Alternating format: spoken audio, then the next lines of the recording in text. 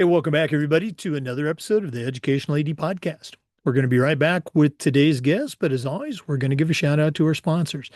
Now, these are all companies that I used. They're all great companies. You should be using them too. So take the next 3 minutes, listen to these shout outs, then listen to our interview, and then go and visit these sponsors. I'm telling you, you're going to be glad you did. Here we go. We want to say thanks to our good friends at Sideline Interactive, indoor score tables and video boards. Go to sidelineinteractive.com. You can schedule a live web demo to see their products in action. That's sidelineinteractive.com. We also want to thank Huddle. As a football coach, I used Huddle for years, but when I became an athletic director, I made sure that our school was a Huddle school. And our coaches, our student athletes, and even our parents just loved the tools that Huddle provided. Go to huddle.com, join the 8 million users, and turn your school into a Huddle school. We also want to thank Snap Raise. Have you ever spent weeks and weeks with a fundraiser and been disappointed in the results? Those days are gone. Go to snapraise.com. We used it at our school with tremendous success. Go to snapraise.com. You can check out their other great platforms. But if you're looking for a fundraiser, you just found it, and it's Snap Raise. We want to say thank you to Home Campus. Home Campus is the official management platform for the Florida High School Athletic Association, and scheduling, rosters, results, you name it, it's all in one place. For me, the athletic eligibility and clearance platform alone is a game changer. Go to homecampus.com to find out how you can start using their platform at your school. We also want to say thank you to Gipper. Go to Gipper.com and let their team help you become a social media marketing guru. Whether it's a quick post to celebrate an important win or an entire newsletter to showcase all the great things that your athletic department's doing, the team at Gipper will have you up and running in no time. It's professional graphic design made easy. Go to Gipper.com for more information. And don't forget to mention the podcast. We also want to thank Vital Signs Wall of Fame. If you're looking for a really cool way to display your school record boards or your school's Hall of Fame, go to their website and take a look at their interactive touchscreen video consoles. You put one of these units in your main gym lobby or your school hallway, it's going to be a magnet for kids, coaches. How about sponsors? Go to vitalsignswalloffame.com. Check out their great products today. We also want to thank the Ohio University and their online masters in athletic administration. My assistant AD got his master's through the Ohio program, and it was a great experience, totally online. And while he earned his master's, he also got 11 NIAAA leadership training courses completed at no extra charge. Go to the Ohio University Online Masters in Athletic Administration for more information. We want to say thanks to Hometown. Hometown's changing the game with their suite of solutions that includes things like digital ticketing, fee-free fundraising, athletic website construction, and a whole lot more. Whether you're an athletic director, a head coach, or a school administrator, Hometown makes it easy for you and your school to save time, raise more money, and bring your entire community together. To get started, just go to hometown.com and don't forget to mention the podcast. We also want to say thank you to Athletic Surveys. Athletic Surveys is going to create a custom survey that lets you take the pulse of everybody in your program, whether it's coaches, student athletes, how about teachers, even parents. And having that type of feedback is incredibly valuable, especially when you're visiting with a frustrated parent, or maybe your principal, or even your school board. Go to athleticsurveys.com. Let them create that custom survey that lets you take the pulse of everybody in your program. And don't forget to mention the podcast. Hey, welcome back, everybody, to another episode of the Educational AD Podcast. We're going to Texas today, and our guest is Jason Grove. Jason is a certified athletic administrator, and he's the director of athletics at Episcopal High School, and that's in Houston, Texas. If you're not familiar with Episcopal, tremendous history, great success, and Jason's a big part of that. Jason Grove, welcome to the Educational AD Podcast. Thanks, Jake. Great to be here. You and I were talking, it's the end of the year, so it's a busy time for ADs. We appreciate you sharing with our listeners. Let's go and jump right in. We always like to let our listeners have a chance to get to know our guests. So give us that quick bio, where you were born, where you grew up. Maybe take us up through your own high school and college days. But what's the Jason Grove origin story? Oh, the Jason Grove story begins in Williamsport, Pennsylvania, the birthplace of Little League Baseball. That's where I grew up, central Pennsylvania. Great place to grow up, tremendous place. The Williamsport Millionaires, that's the high school mascot. I think harkens back to the lumber baron days of the 1870s. So a unique mascot, great place to grow up. Played all the different sports growing up. Of course, it's Williamsport, so everybody plays baseball, at least for a period of time.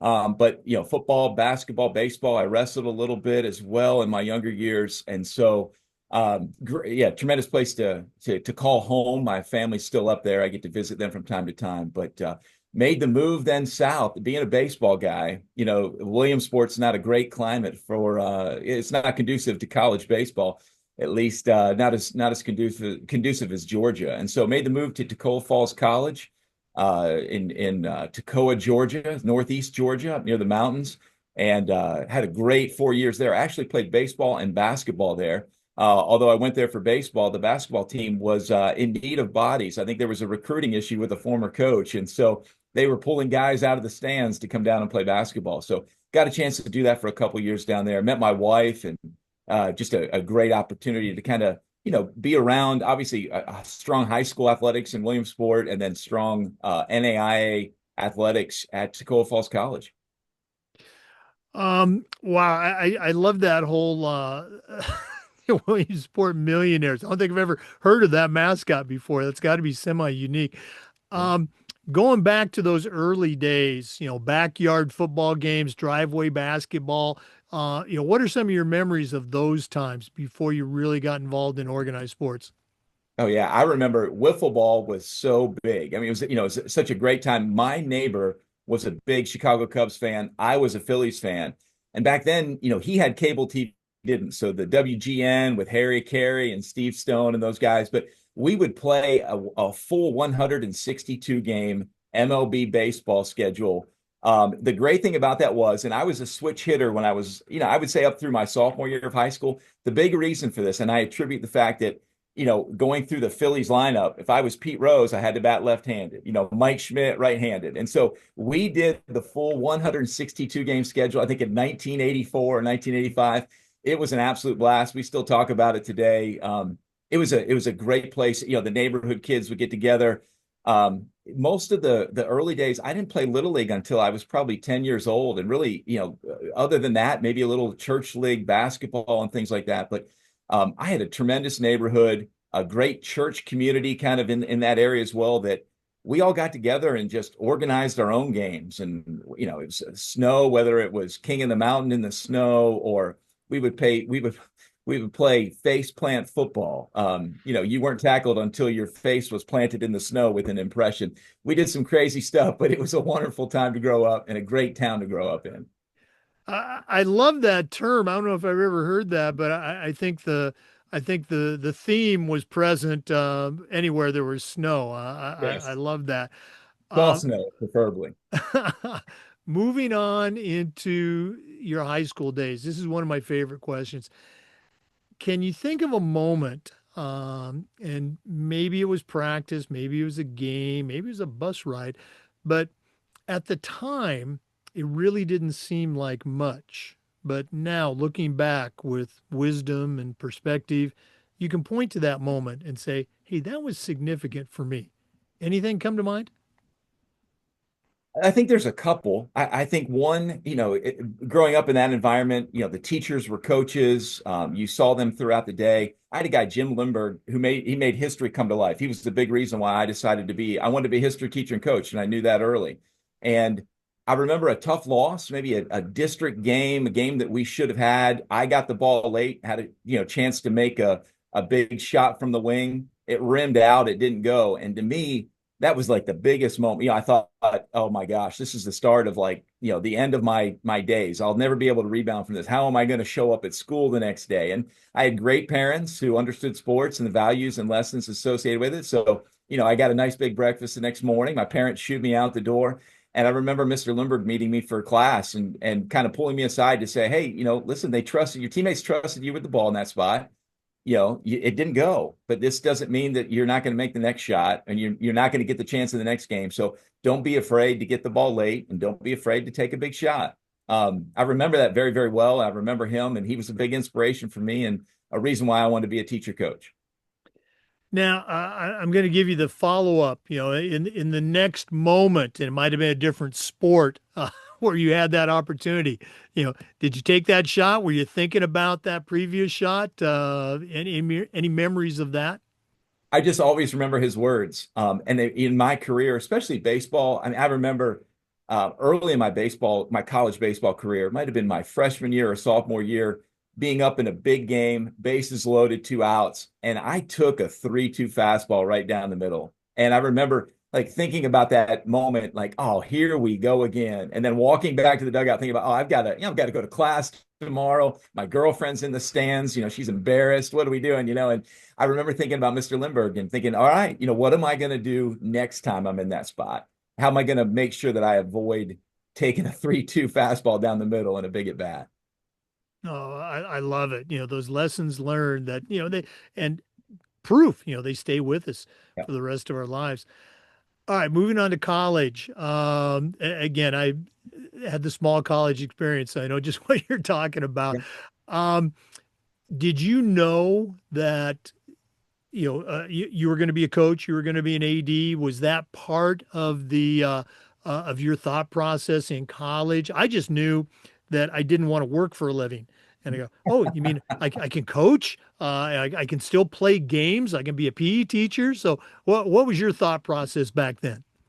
I definitely knew I wanted to be a coach and a teacher. I went to Tacoma Falls. Baseball was a big part of it, but we had a professor, Dr. Stephen Woodworth, who was a Pulitzer Prize nominated Civil War author. And, he had all these great, I loved the Civil War. I loved U.S. history. I wanted to study under him. And so I knew that that was going to set me up to be the best teacher coach that I could be. Paul Schiffer was my baseball coach, was an unbelievable guy. I remember him pulling me aside because, like everybody else, every college baseball player dreams of playing for a while. And I remember, I did a couple tryouts after my last year of baseball, and I remember being pretty frustrated that things weren't going my way. And he pulled me aside and said, hey, basically cheer up. It's not the end of the line. I always knew you were going to be a good coach. He said, you'll get more benefit. As much joy as you had in playing, you're going to get it twofold in coaching. He said, I know it. And so I've remembered that. That stuck with me. And so I think I always knew it. I was an education major. I thought I would be a history teacher, 3-season coach for the rest of my entire life. Like you, I didn't want to work. My parents made me, I did roofing in the summers. When I would go home, I played in a collegiate baseball league. I worked for Little League Baseball and did some of their summer camps. But when I came home from college in May, my parents, they encouraged me to get a job. We had a neighbor who did roofing. And so I would be up on those roofs for, 10 hours a day. It was great money, but it just confirmed the fact that I needed to continue to work hard in school. So I didn't have to do that for the rest of my life. I have Oh, great respect for those guys that do that. you give me flashbacks. I tell the story all the time. My brothers and I, we got to work for our dad growing up, high school and college. He was a contractor and Mhm. just hated every minute of it. So that definitely reinforced. And then after he retired, my first year out of college, I needed that summer job.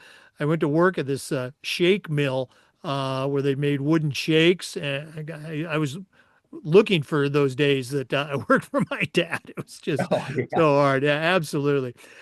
Let's go and take our first break. For our listeners, our guest today is Jason Grove. He's a certified athletic administrator, and he's the director of athletics at the Episcopal High School in Houston, Texas. Let's take that break, but we're coming back with more. This is the Educational AD Podcast. We want to say thank you to our good friends at Sideline Interactive, indoor score tables and video boards. Go to sidelineinteractive.com. You can schedule a live web demo to see their products in action. You've heard me say before, one of the best purchases that I ever made as an athletic director was our Sideline Interactive indoor score table. Go to sidelineinteractive.com. Schedule that live web demo today. We also want to say thanks to our good friends at Huddle. As a football coach, I used Huddle for years, but when I became an athletic director, I made sure that our school was a Huddle school. Our coaches, our student athletes, even our parents just loved the tools that Huddle provided, but there's a lot more. Go to huddle.com, join the 8 million users, and turn your school into a Huddle school. That's huddle.com.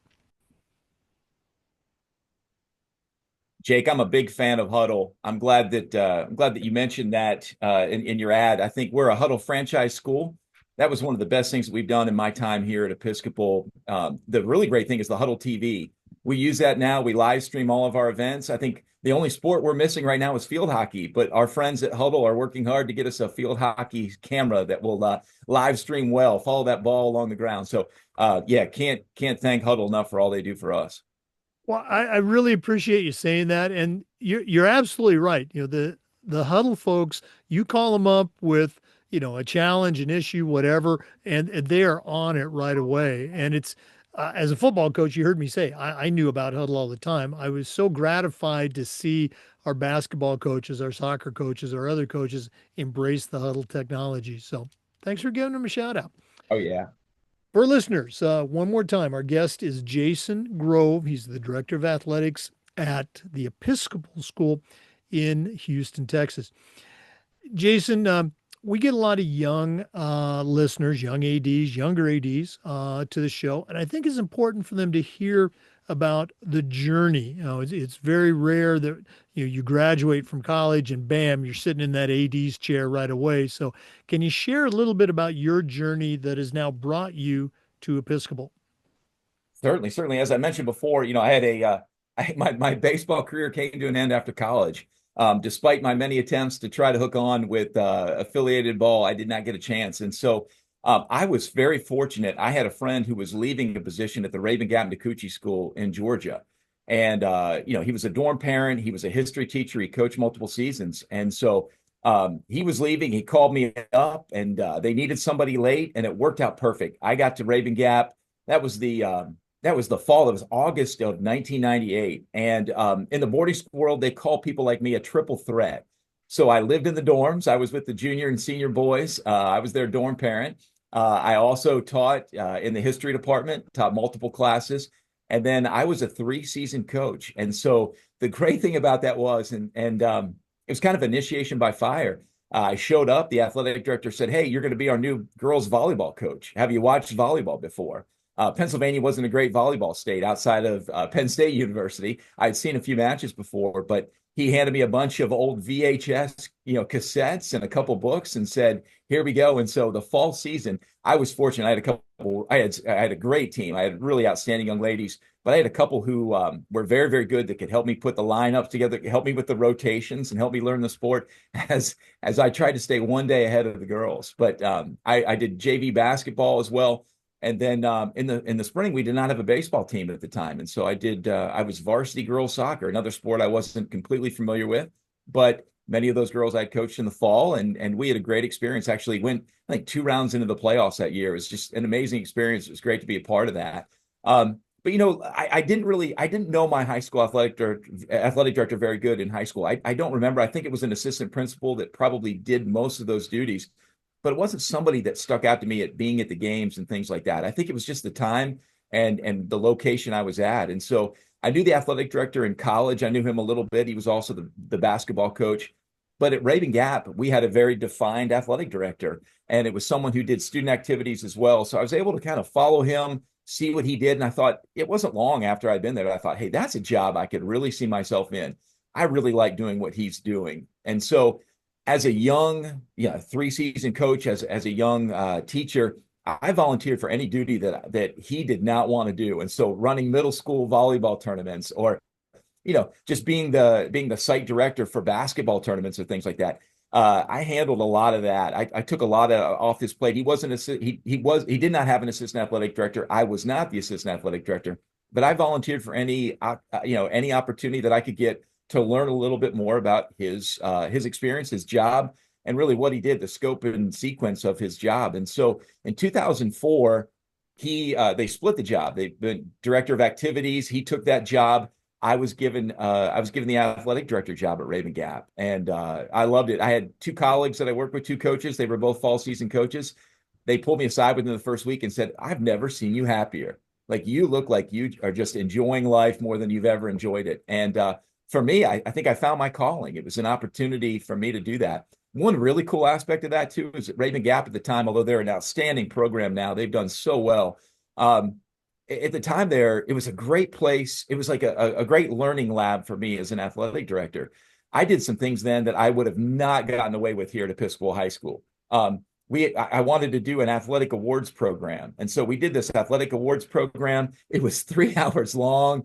It was brutal. And it was during AP exams, like the worst time in the world to do this. And I think if I would have done that here, I would have met with my head of school the next day with hey, thanks for doing everything and pack your bag, I think. But there I got a pat on the back and hey, nice try. How about we not do that again? Or how about we change it up a little bit? And so it was a lot of trial and error, but a really, really great experience for me and a wonderful, I loved my time at Raven Gap. It was a great place to start my career as an athletic administrator. Yeah, yeah, some of those, it sounded like a great idea at the time, but again, it was nice that you could have that opportunity as a learning experience. That one of the things that you hear a lot when talking about the AD experience, I'm sure it could be the same for coaches too, is that you don't know what you don't know. So actually, before I get that, I'm all over the place today. What you did there about volunteering and taking on those various tasks, that's something that I recommend to aspiring ADs. You might not have that title of assistant AD, but you want to learn how to be an AD and get some experience and get some job recommendations. Start volunteering at your school right now. Okay, now let's jump back. What were some things that you found out that you didn't know about the athletic director position? Oh, I think budgeting was probably the biggest thing. I had no idea how to create a budget, how to make a budget work, whether it was be sport to sport. I had a difficult time there.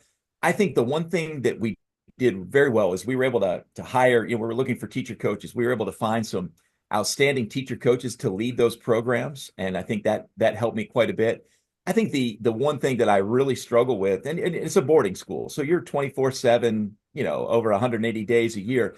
I think I really struggled with time management. I had a young wife at the time. She was also a cheerleading coach there, so it worked out very nice. We were able to work together. But I did not manage my time very well. I was all in. I was also at that time I was still coaching two sports in addition to teaching in the history department. I was teaching between 3 and 4 classes.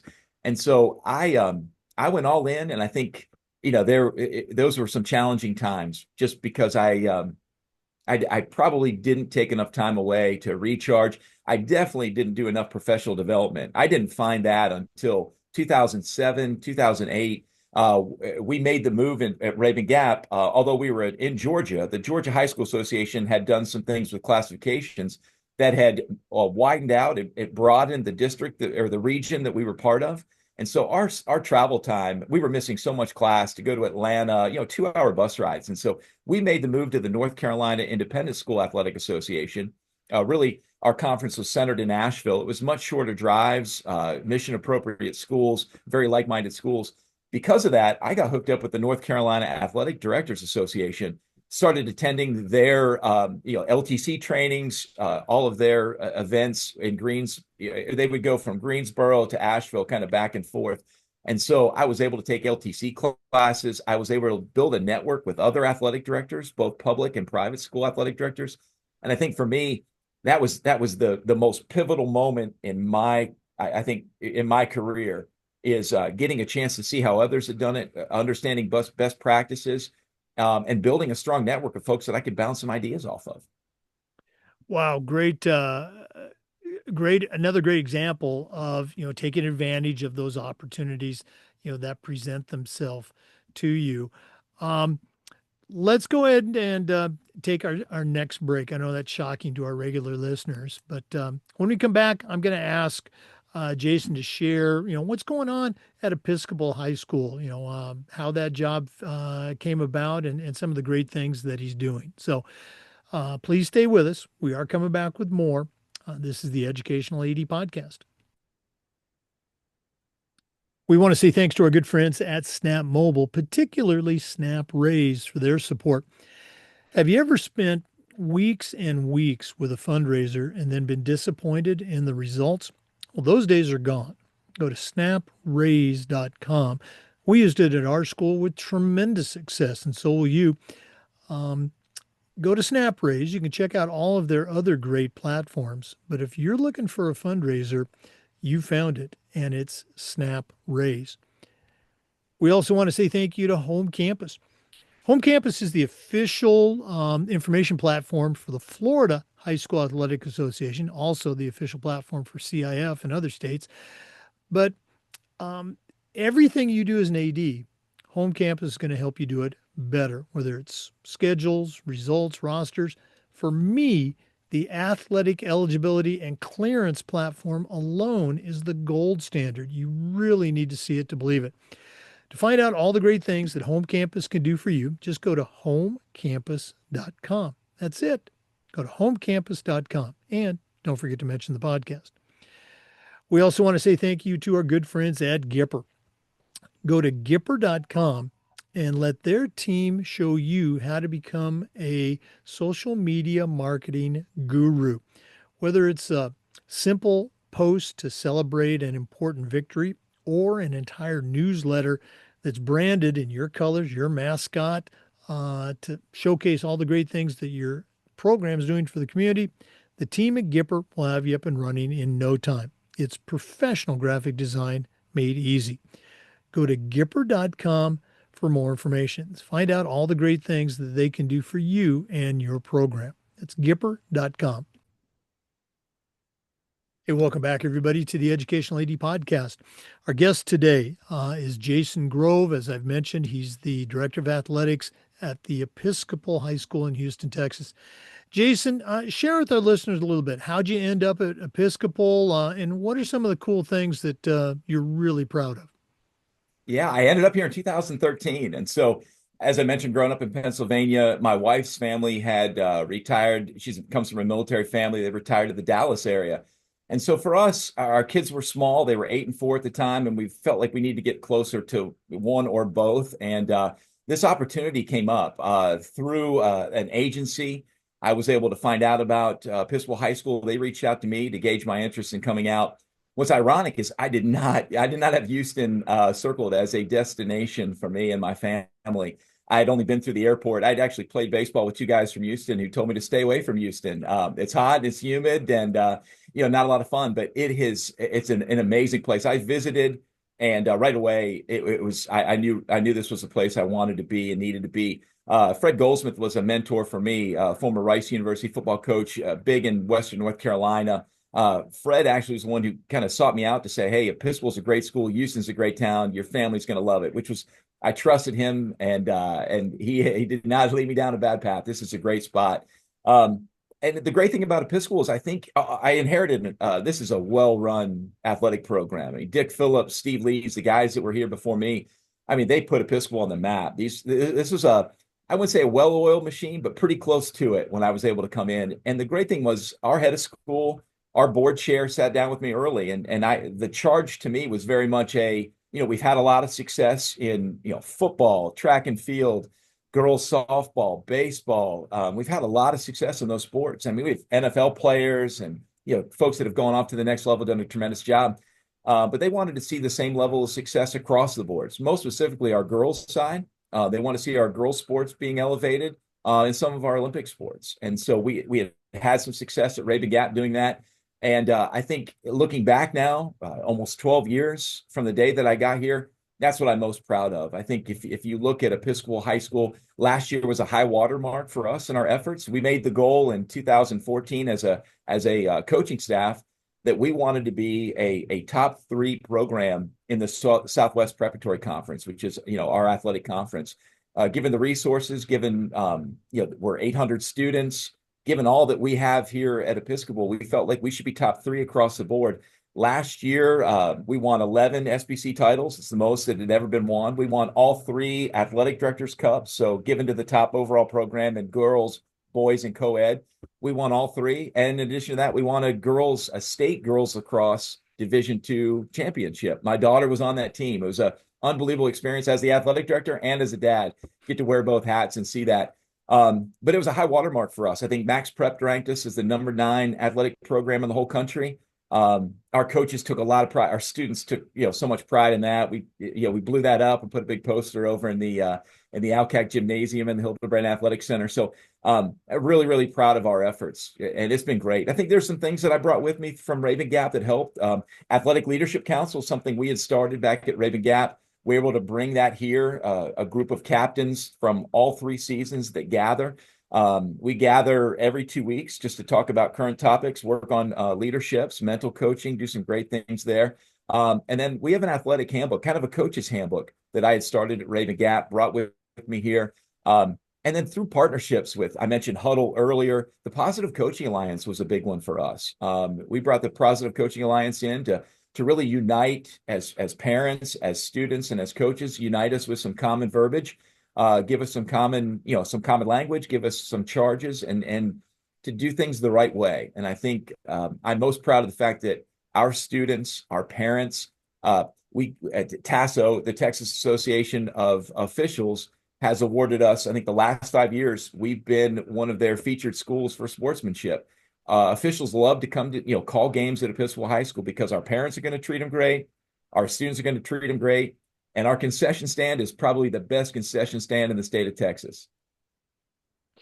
I love the concessions. We're gonna have to go over that menu here in a Yeah. minute, but you mentioned the officials and sportsmanship, and I was very fortunate at my school in Tallahassee where I finished my career before I retired. Sounds very similar to Episcopal. High academic, high achievement, and just great coaches, great kids. Uh, but that was something that our coaches really embraced.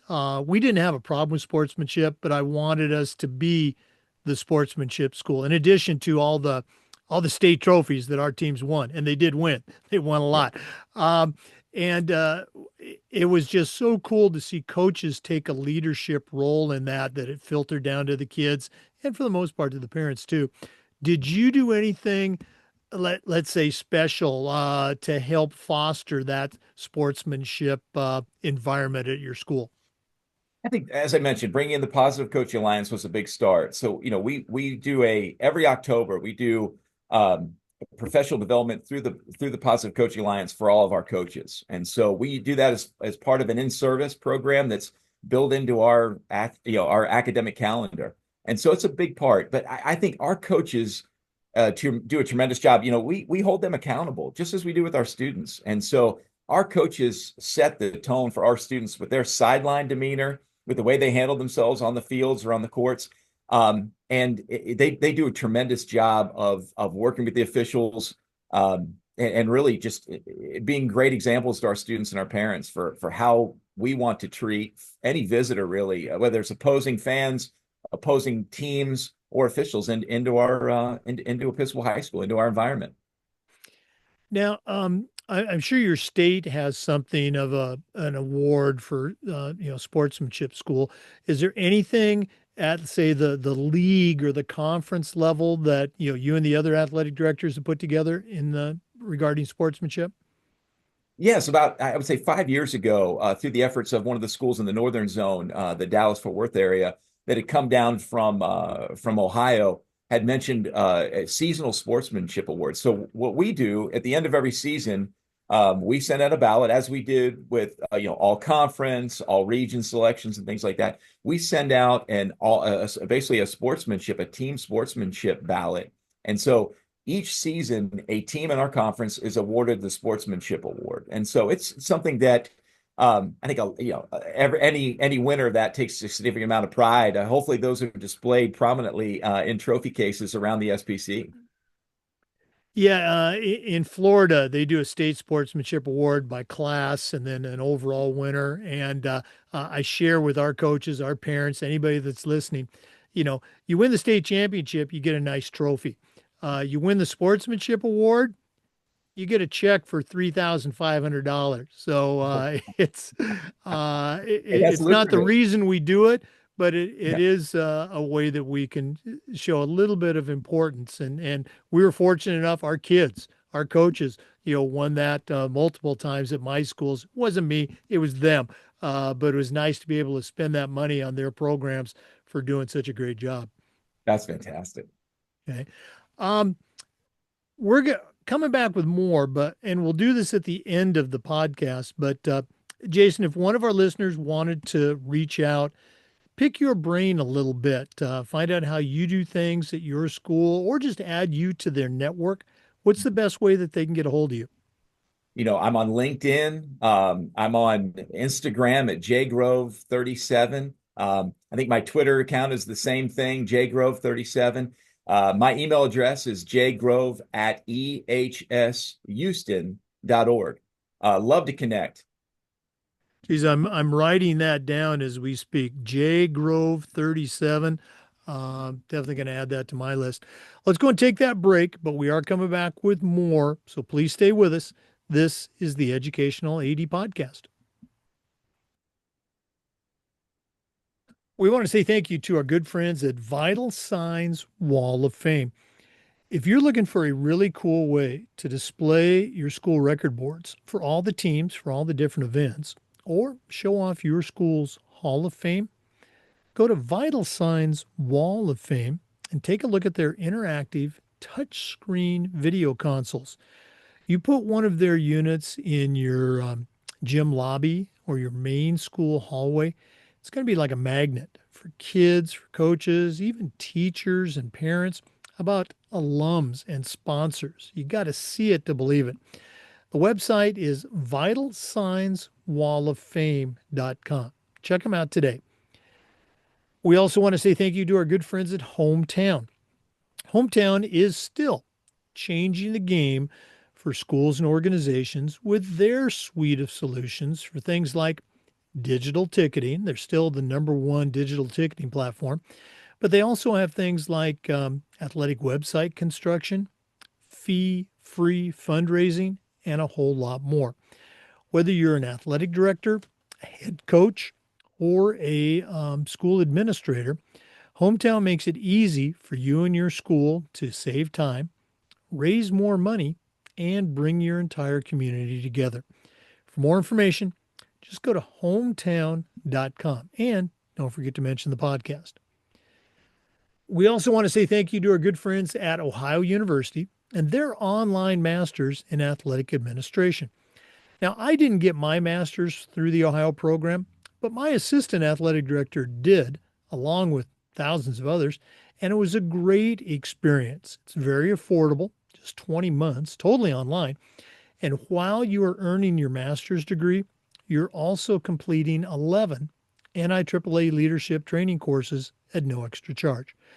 For more information, just go to the Ohio University website and check out their online masters in athletic administration. Hey, welcome back, everybody, to the Educational AD Podcast. You just heard me talk about a couple of our great sponsors. One of them is the Ohio University Online Masters in Athletic Administration, and Jason is actually a graduate of that program. Jason, there's a lot of great master's programs out there. What made you choose the Ohio University program, and what are some things you can share about your experience?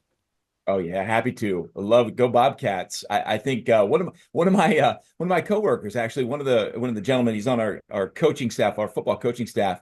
He had told me about Ohio University. He did the MAA program before I did, and so when I arrived and mentioned that I was looking for an opportunity for a master's degree in athletic administration, he quickly said, "Hey, you ought to look at the program that I did." And I think I struggled, as I mentioned before, my time at Raven Gap in Georgia, where I was still teaching and coaching, a young father. I had a really hard time finding time to even, attend other professional development opportunities. And I thought, how would I ever do grad school?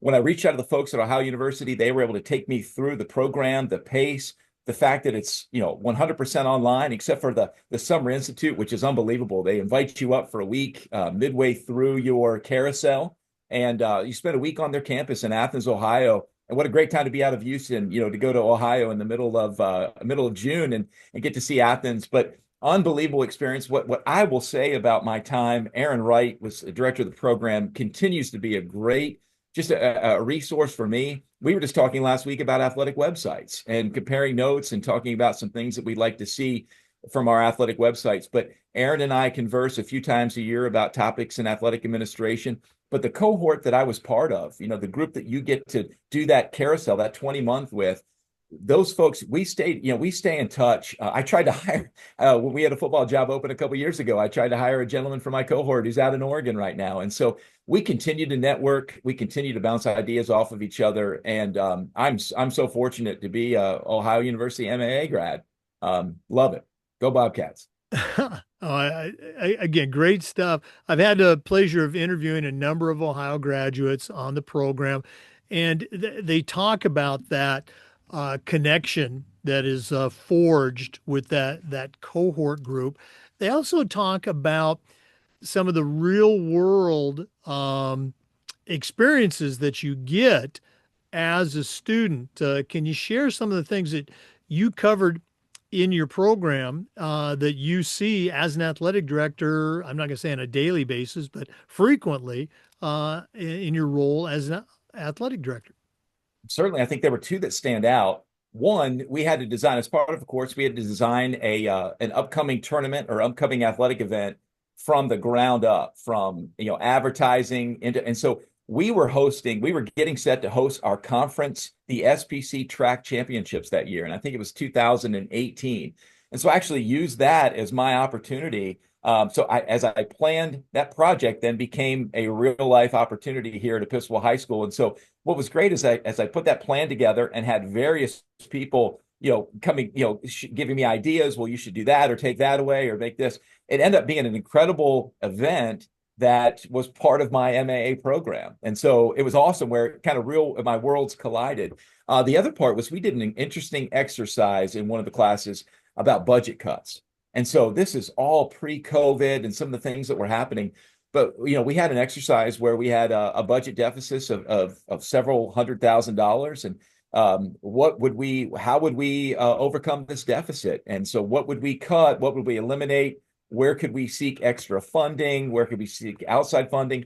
There were 4 or 5 of us working on that. The really cool thing for me was I was coming from a private school perspective, but my cohorts were coming from public school perspectives.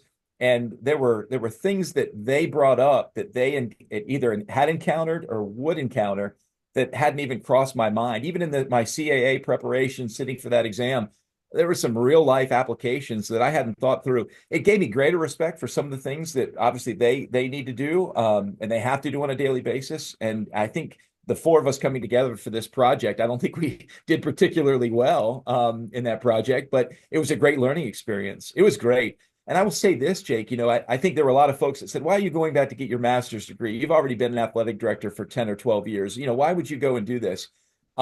I learned so much in my carousel time. I'm a better athletic director for having gone through that, but also it validated some of the things that I was already doing. And so as we're talking about best practices and we're talking about athletic leadership councils, and we're talking about coaching handbooks, getting a chance to say, hey, I did that on my own and I'm glad I did that. That was a pretty good idea. And so it validated some of the things I was already doing, but it also gave me some, tremendous ideas for improving our athletic program here at Episcopal High School.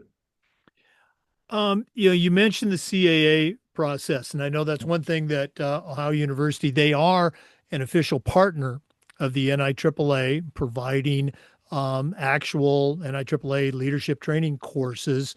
How do you feel that component of the Ohio program prepared you for that CAA exam?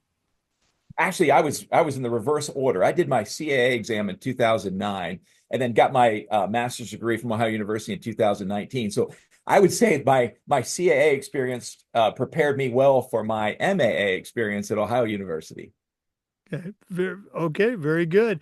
And again, those connections you talked about,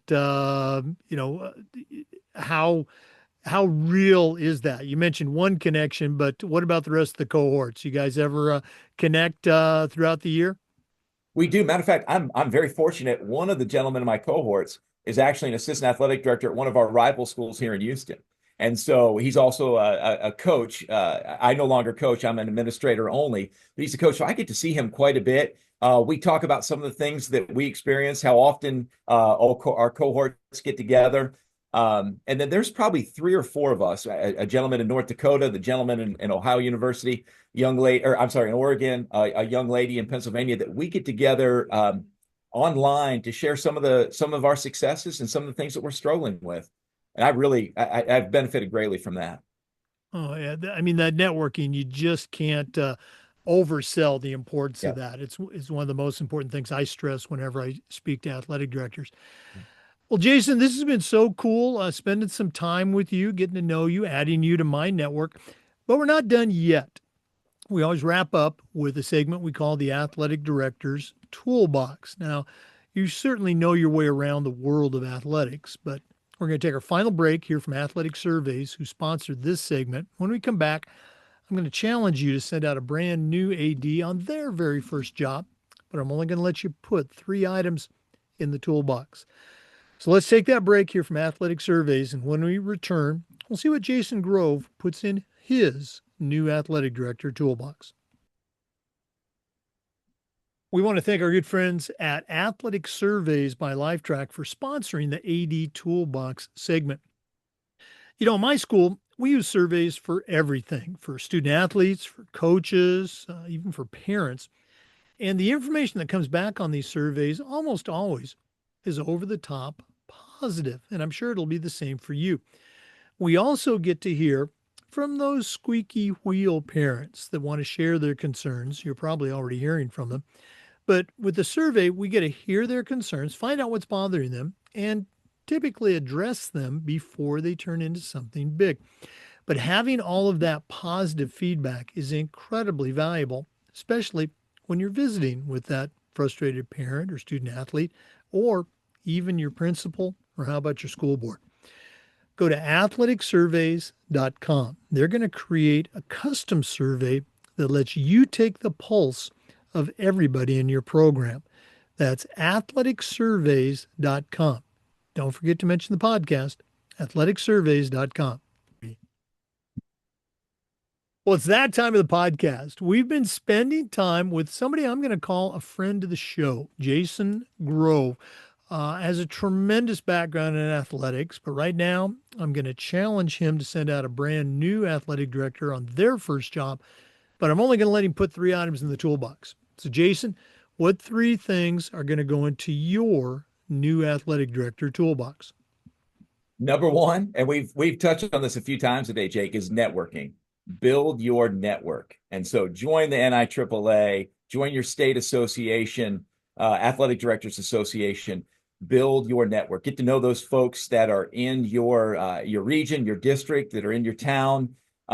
They've encountered things that you're going to encounter. They're going to be able to help you out. And I think we're all in this together. And a young athletic director, that is, I would say, number one, build your network. Number two, I would say I have proximity written down, but more about the communication and open door. And it's something that I learned, I think, early in my time here at Episcopal High School.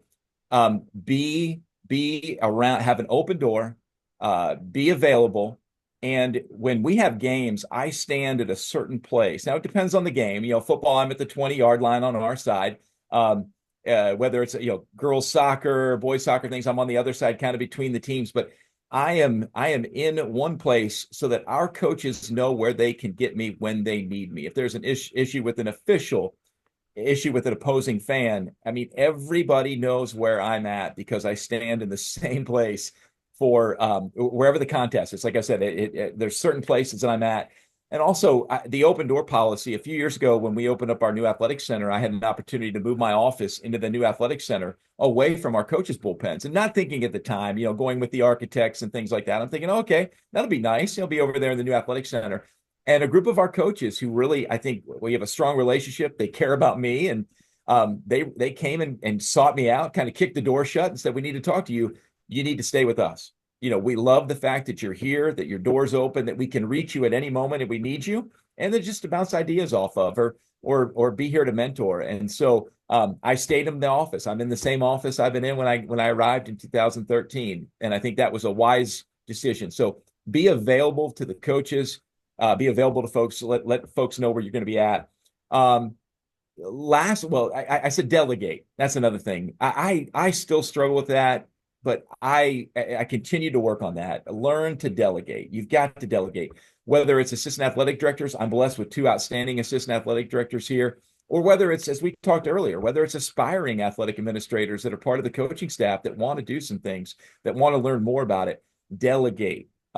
While it's important to be at almost everything, there's probably some things that you don't necessarily have to be a part of. I've followed my kids' athletic career now. I have a freshman son here at Episcopal High School. My daughter graduated last year. She's playing collegiately right now. And so when I have a chance to go watch them play and I can hand off the reins to one of my assistants or someone who, as I said, an aspiring athletic administrator, I try to take those opportunities. So learn to delegate. With our athletic leadership council, I gave that over to the assistant athletic directors this past year, allowed them to run that, and it has been awesome. We do coaches forums. We do seasonal coaches forums where our coaches can just get together as a little think tank. They spend a couple hours together, bouncing ideas off of each other. And my assistant athletic directors run those things and do a tremendous job running those. And so learn to delegate. And lastly, if I could give a fourth, and this is my little personal shout out right here, my personal little plea, prioritize your sub-varsity teams. And so a lot of times we like to pour everything we have into the varsity experience. One thing that has been on my heart recently, and I think over the last 3 or 4 years, we've been working here to make strides to prioritize our JV. Play pregame music for the JV, announce the JV, starters, play the national anthem before JV games. We have a separate JV awards program at the end of each season where we give out, most improved, most valuable, and leadership awards. Take any opportunity you can to give them that varsity type experience, get them excited about the athletic experience at Episcopal High School or wherever you're at, and keep them locked into the experience. Well, yeah, I'm writing all these down because they are just great, great ideas. Um, I love the idea of, you talked about proximity and I go, where's he going with this? But that, being available, and then the whole open door thing, very important. And the idea about delegating, taking the good people that you already have on your staff and letting them grow, whether they realize that, this is a growing opportunity or not. Most of the time, I think they do, but great, great advice. One more time, Jason, if one of our listeners wanted to reach out, pick your brain a little bit more, or as you said, add you to their network, what's the best way they can do that? Yep. My email is jgrove@ehshouston.org. I'm on X, I guess, Twitter, formerly known as Twitter, at jgrove37. And then my LinkedIn profile is on LinkedIn as well. Well, Jason, this has just been a treat having you on. Thanks so much for sharing with our listeners. All the best as we move into our summer months. And hopefully we're going to get you down to Florida for the national conference in December. Right. I'm looking forward to it. Tampa, baby. Tampa. Okay. Let's go. Well, for our listeners, we want to say thanks to you. And just a reminder, we upload the Zoom recordings of every interview to the Educational AD Podcast YouTube channel. We appreciate you tuning in. We try to do this just about every day, sharing stories and best practices. So hopefully you'll join us again on the next episode of the Educational AD Podcast. We'll see you next time.